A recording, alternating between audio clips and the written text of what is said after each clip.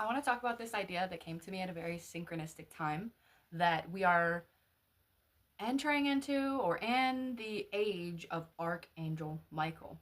And first and foremost, the reason it came to me at a very synchronistic time is because I had a spiritual entity that I was close with, that I was in communication with, that I had essentially discovered to be one of my mains that I connect with and have connected with. You know, you hear this story a lot, like people discovering the guides that they've been connecting with since they were a child, that have been, protecting them and guiding them since they were a child. And I had this entity that I had discovered, and it was from a completely separate tradition, nothing to do with angels. I did not know this entity as an angel. And I had an experience where I kept getting Archangel Michael synchronicities. And it was like I would see Archangel Michael everywhere around me. You know, like I pass a hospital, the Hospital of Saint Michael, Archangel Michael. You know, I'm like walking around and I hear somebody talk about Archangel Michael. I'm on the internet and I'm getting signs about Archangel Michael. You know, psychics on the internet are coming to me and they're like, Archangel Michael has a message for you. Archangel Michael has a message for you. And it's collective readings, but it's happening over and over and over and over and over again. And after a while, I was like, why is this happening? Because at this point, I had not deconstructed my religion. Well, I'm not going to say I have fully done that, but I hadn't even begun to deconstruct my religious trauma. And I hated everything, like everything that even sounded like it could be connected to Christianity. I hated it. So I was like, ew, why am I getting all these Archangel Michael things? Please, I do not claim you. I was literally like, I don't want any angels in my life. I do not claim you. F you. And the being that I was in close contact with was like, dummy, I am Archangel Michael. And I was like, the fuck?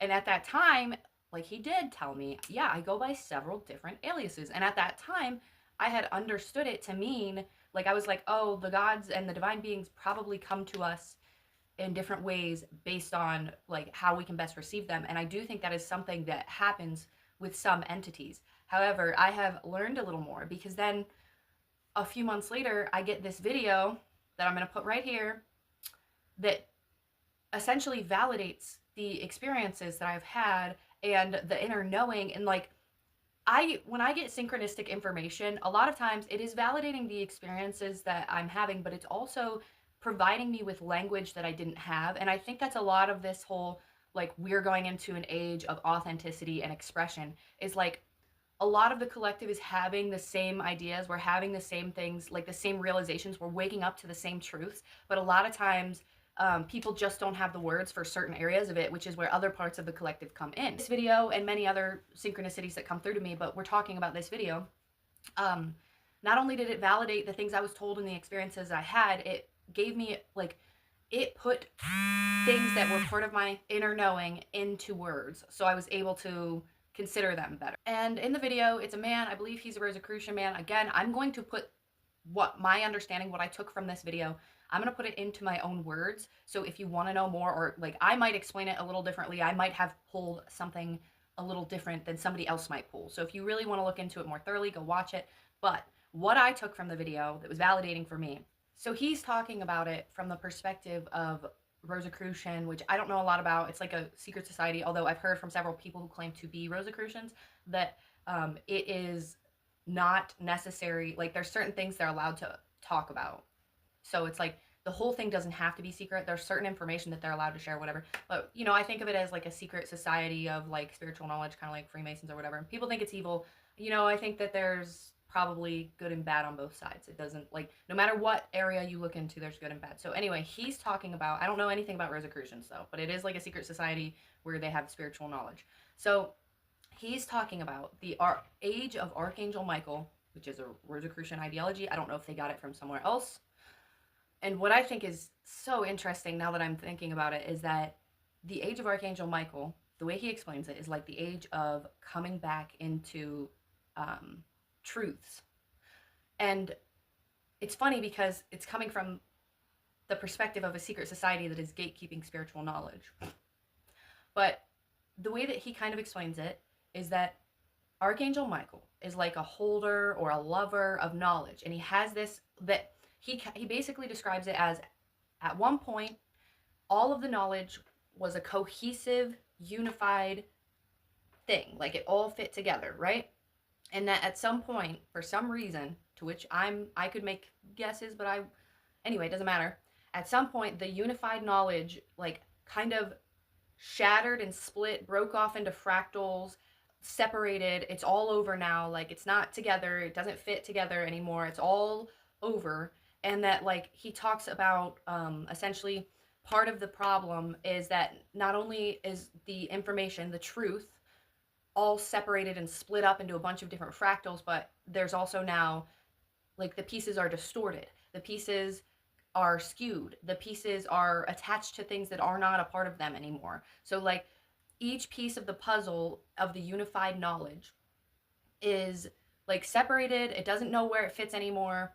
And it has like human bias, human corruption, human misinterpretation, or like, you know, parts of it that, so it's like a fractal that is distorted and corrupted, and it's just like everywhere. Okay. And he says that, you know, Archangel Michael is, I don't know if he says keeper, holder, lover, but he is like the knower of the knowledge and how it all fits together.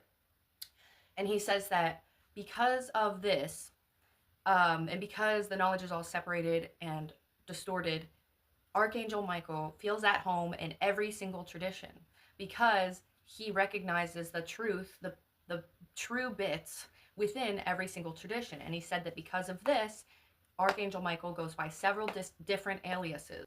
And he says that the Michaelic age, the age of Archangel Michael, is the age we are either entering into or already in and working through, in which we begin to rediscover and re-remember how all of the pieces of the puzzle fit together. And this is not, and I think that's what like such the heavy push for discernment is because like people want to talk about discernment. It's not something that happens overnight. Like if you think, oh, because I've literally had people say to me, oh yeah, I've already done work with discernment. I already know how to discern.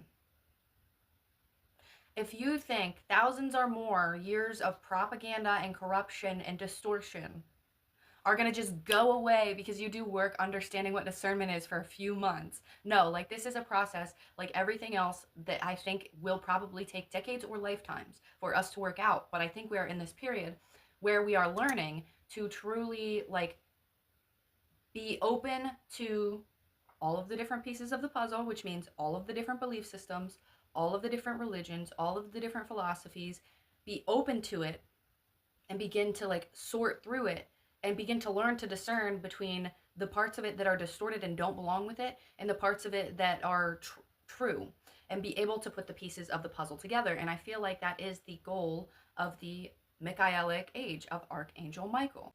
And the part that really resonated deeply with me that I think is a collective experience, it's certainly an individual experience that I've been going through, but I also think it's a collective experience that we're going through, is this idea of sorting through all these different belief systems. And you see this happening, and there's going to be growing pains, right? Like it's going to be a difficult process.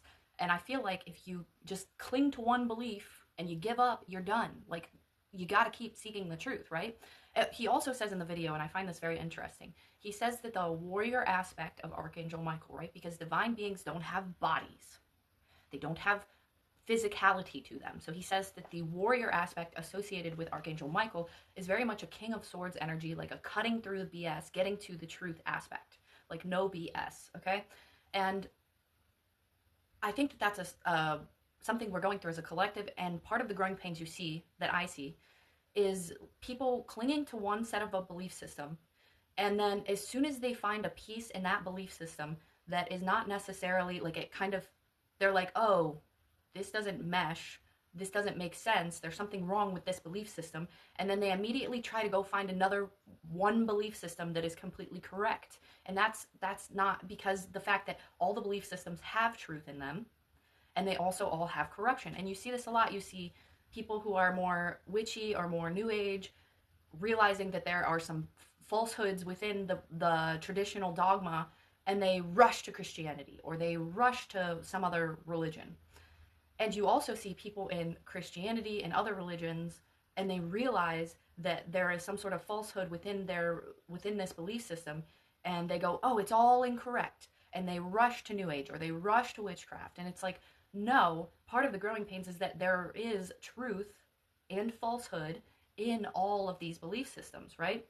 And so for me, part of this process is being completely, I broke it down, okay? So there is one thing that I think is like an overarching thing, and then there's several categories that I look to when I'm trying to separate the truth from lies, from corruption, from bias, from just human ignorance and ego, okay? But the overarching theme is this: I try to stay open to every single belief system and seek the truth in each belief system that comes my way, that I have an opportunity to look into, right? That I'm passionate about at that time, that comes across like my path. I open my mind to what part of this could be true, especially if it's triggering to me. If I hear about a different belief system and I go, this does not mesh with my view of reality, then I even further have to open my mind up and go, but how can it make sense? How can it fit into the narrative? How can it be a piece of the puzzle, right? And so from there, I have several categories that I have kind of broken down. But I wanted to give an example of overarching, like, life beliefs, okay? Existential, philosophical beliefs of the nature of reality. So, for example, I believe that, or I believe that shadow work and integrating the shadow is very, very important, right? And as such, I talk about it a lot, and it can connect with people who it is very important for. But there are people who they don't need to do that kind of work, either for several different reasons, either because they already have it innately embodied within them, or they are not ready on their journey to do shadow work, or they are working on some other thing. It's just not time for them to work on it, or several other reasons that I might not know and really aren't any of my business. There are also people who say, like, shadow work is, you don't need to do that. It's propaganda. It's fake. It's blah, blah, blah. It's capitalism, because it's just wanting people to look at their problems when they don't need to look at their problems. And that's incorrect too. Some people need to work on their shadow and some people don't. And that's just how that is. Like, being open to the different perspectives and why two truths can coexist at the same time, how they can work together is like the overarching thing, okay? And then within that, I have created or like put together some things that I look for when I am taking in information. Like, anytime I'm taking in information from a new perspective, somebody else's perspective, a different belief system, the things that I look for is to see, like, to me, to give me more of an idea of what is probably truth and what is more than likely bias, corruption, etc. Okay, and the first one is, oh, I wrote it here. Sorry, I wrote them down. Is what I believe to be a universal truth, that is the balance between light and dark, okay? So to me, light is just things that are in the light, things that are known, things that are comfortable, things that are easy to understand. And dark is just uncomfortable, confusing, painful, hidden, yet to be discovered, yet to be understood. Anytime I am coming across somebody who is speaking about a certain topic or a certain belief system, and they heavily label things into good and bad, light and dark, right and wrong categories, those things, to me, whatever they're putting into good and bad, light and dark, right and wrong, is subject. It is probably biased. It is a part of their own thing that they have not yet deconstructed. So that is something that I watch out for. It's probably almost never correct, in my opinion. And the next thing, I feel like I did well, I'll just give some examples, okay? So, like, in Christianity, do I think that Christianity has truths in it? Yes, I do. But the human bias part of Christianity would be the idea that, like, the devil and demons are out to get you and da-da-da-da-da, and that only God can save you. This is obviously not true. And in fact, I do believe that there are archetypally and in existence are, like, demonic entities, and there is more lighter entities, but I think they work together in service. They have a function, they have a universal function, and that might be hard to fit into a lot of people's worldview, but you can also find people. I watch a Christian witch who talks about how she has completely deconstructed to the point where she actually understands the function of demons, and she is in communication with demons, and she does communicate with the Christian God, and the Christian God is like, yeah, they have a function. They have a function. So it's that type of stuff. And that anytime you hear people talking about like the reptilians or the elites or anything like that, and they're talking about it as if they're evil overlords and that they're out to get you and all this other stuff. No, that type of stuff is bias, is a lack of understanding, in my opinion. The next thing is, okay, expanding perspectives, in the sense that I'm always trying to, when I find information that seems to go against a truth that I have understood and embodied, I am trying to figure out how that perspective and my perspective can actually coexist at the same time, how they can work together. And again, I used the example of demons. So there are people who believe that demons are beings that are hurting, tricking, and instigating us. There are people who believe that demons are guiding us. There are people who believe that demons are a part of our own subconscious. There are people who believe that demons are an archetypal energy within the collective. Within it represents our collective shadow. And all of these things are true, in my opinion. And this is coming from somebody who, most of my life, my worst fear was demons. But I now have an understanding that, yes, there are points in which demons are tricking people. And there's a function to that. That's part of, like, it's a force of nature. It's not like something to be seen as, oh, they're out to get you, blah, blah, blah, blah. There is also, demons guiding people. And sometimes the tricking is the guiding as well, depending on the person and the situation. They are also a part of our subconscious. Those separate entities can speak to our subconscious and mirror our parts of our subconscious back to us. I have had that experience several times. We also have that archetypal shadow energy within us, within each individual, and within the collective. So all of the things are true, and they all coexist, and they all happen either simultaneously or different times for different people in different situations. The next thing that I look for, so that last thing was expanding your perspective. When you come across something that seems like it doesn't mesh with your worldview and your understanding and your experiences, try to play in your mind with how it's possible that the two perspectives can exist at once. The next thing that I do when I'm looking for truth in whatever I'm taking in is looking for patterns. So looking for the same thing that is explained in different ways. And this is something I see a lot with people explaining. They'll be like one person will explain information a certain way, and another person will be like, well, you have it kind of right, but not fully right. And it's like, no, they both have it right. It's explained in different ways. And oftentimes things are explained to us from the divine and from our guides in different ways based on how we can best understand it. So the example that I gave for this one is this idea that God is within us, and Christianity, it will be like, the kingdom of heaven is within you is one thing. We are made in the image of God is another thing, okay? Then in like a lot of Satanism and New Age stuff, you will see people say like, we are the gods.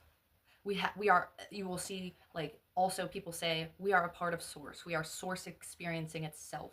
We are all divine. Now these are all the same pattern, the same thing explained in different ways so that people can understand them. So to me, when I see these sentiments echoed, that we have the divine within us, we are all a part of source, the gods are within us, we are made in God's image, it is a pattern that you see repeatedly. To me, it says there's truth in that. We may not be able to fully comprehend at this point exactly how that truth plays out, but there is obviously truth in that because we see it across all of the different belief systems explained in different ways. And then the last thing that I wrote down for evaluating what parts of information or a source of information are truth and what parts are a falsehood, an agenda, a bias, ego, ignorance, is questioning, does the source have, whoever's saying the information, do they have some sort of personal vested interest for what they're saying that can feed their own ego and make them feel safe? So for example, there's a lot of this in like the psychic and witch community where you see people saying, people will put out a perspective and somebody else will be like, that's not true. Especially, the example I'm going to give is in regards to deities. You will see a lot in like the psychic and witch community where they'll be like, that's actually not true. That's actually not how that entity shows up. And to me, when people do that, it is coming from primarily a place of ego, that they want their personal experience to be validated, and they want to feel some sort of ownership or some sort of special connection to the entities that guide us. My perspective is that, you'll hear this from more balanced perspectives as well, that like the divine beings that guide us come to us, each of us, in different ways at different times for different reasons. We have a different relationship with each of them. And the one's experience, even if somebody has 10 years of experience with Archangel Michael, and I only have technically 2 conscious years of experience, that does not make my experience with Archangel Michael less relevant than their experience, because Archangel Michael is still going to come to me differently than Archangel Michael comes to them, because we have a different relationship. There are different reasons for Archangel Michael to come to me the way he comes to me than Archangel Michael to come to them the way they come to them. And the example that I will use of this is, there was some discourse about Archangel Michael specifically, where somebody had claimed to have a specific type of relationship. I think they were claiming to have a softer relationship with Archangel Michael. And this witch who had worked with him for an extended period of time said, she went on this rant about Archangel Michael is not for beginners. He is fierce. He will wreck your world. He will put you through, like, essentially boot camp kind of vibes. Like, he will put you through boot camp, spiritual boot camp. He will show you all your shit. And I believe that that was her experience. And that has, in part, been my experience with Archangel Michael. And I believe that, he probably did come to that person in that type of way for a reason. There were people in the comments of that video that were like, yeah, exactly, right on. And then there were people in the comments going, that hasn't been my experience. Can we not have different experiences? He comes to me very much with a very soft and sweet energy. And she's like, well, then that's not Archangel Michael. Da, da, da, da. That's not how that works, okay? So when I hear things like that, I go, no, that's not how that works. And I challenge my mind to be like, why could one person have this perspective and another person have another perspective? To me, for this example, having had those experiences with Archangel Michael, where he is very much spiritual boot camp, I think, like, what would make sense to me would be that, he would come to certain people with a very fierce energy. And that is likely because that person has a very fierce energy. And, I came in fierce for a reason. There's a reason I came in fierce. But because I came in fierce, sometimes I need fierce to work with me. Whereas I have experiences with other entities, and this is the interesting part. I have experiences with, let's say, Hecate, where the general consensus is that Hecate comes to you with a very fierce energy, and she's going to be difficult to work with, because she's going to show you, essentially she's going to show you what needs to be worked on. She's going to remove all the things in your life that don't serve you. That has not been my experience, because with what she's helping with, that's not the energy that I need. My experience with her has been very nurturing, soft, because with the areas in which she's helping me with, that is what I need, right? So it's like, when I hear people claim that spiritual experiences, and you'll see it in the psychic community where psychics will be like, this is how psychic stuff works. No, this is how psychic stuff works. You have to have all this experience and do all these things. No, you don't. It can happen for any person at any time. And it's like, both of those things can be true, because it's based upon an individual basis, your own personal experiences. So when people are drawing a hard line in the sand, what I do is question, what part of your ego is being fed by this hard line in the sand that you're drawing? And sometimes it is ego, and sometimes it's the fact that it's confusing and it's hard work to understand that not everything is the same for all people at all times, and that, like, the search for the truth, round and round it goes, where it stops nobody knows. This is getting really long, so in conclusion, in my opinion, the Age of Archangel Michael is about understanding that every single source and every single experience has truth in it, and also has bias, subconscious program, filling in the blanks. At times, I don't think this is common, but at times, intentional agendas, etc. Like, every single source of information has bits of truth and bits of corruption and distortion and confusion.